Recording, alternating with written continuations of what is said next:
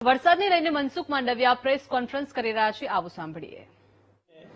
કોઈ પણ અસરગ્રસ્ત લોકોને સ્વાસ્થ્યની ચિંતા માટે હંમેશા પ્રયાસરત રહી શકાય. એ જ રીતે શેલ્ટર હોમની અંદર 600 જેટલા લોકોને રાખવામાં આવ્યા છે. એમની પણ આરોગ્ય ચકાસણી થઈ જાય, એમને શુદ્ધ પાણી મળે, એમને શુદ્ધ આહાર મળે, એના માટે પણ આજની મિટિંગની અંદર ચિંતા કરવામાં આવી છે. આજની મિટિંગની અંદર નાની નાની તમામ બાબતો ઉપર ઝીણવટપૂર્વક વાતચીત કરી અને સમગ્ર વહીવટી તંત્ર એ પ્રકારની પોઝિશનની અંદર ઓલરેડી અત્યારે આવી ગયું છે. ધન્યવાદ દોસ્તો. हिंदी वाले को मैं वहां बोल देता हूँ. एक बार बोलने से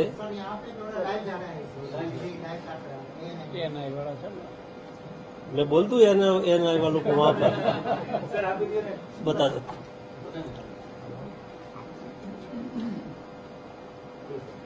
पोरबंदर मेरा लोकसभा क्षेत्र है.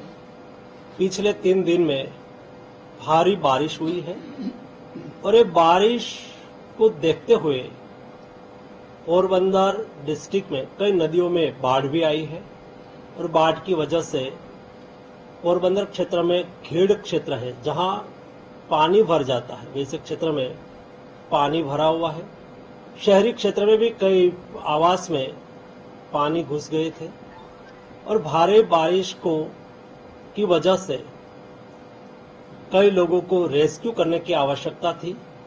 ऐसे लोगों को रेस्क्यू भी किया गया है. आज तक 44 लोगों को रेस्क्यू करके सलामत स्थल पर रखा गया है.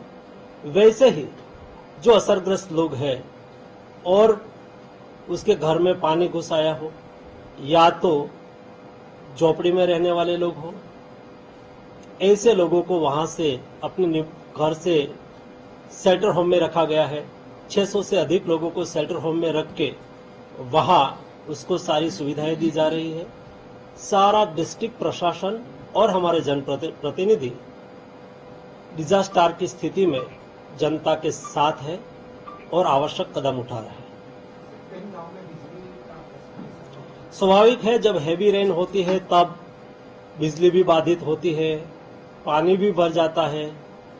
लेकिन हमने डिस्ट्रिक्ट का प्लेस पर यानी कि कलेक्टर कचहरी में ही एक कॉल सेंटर चालू करा है. जहां से भी कॉल आता है, जहां भी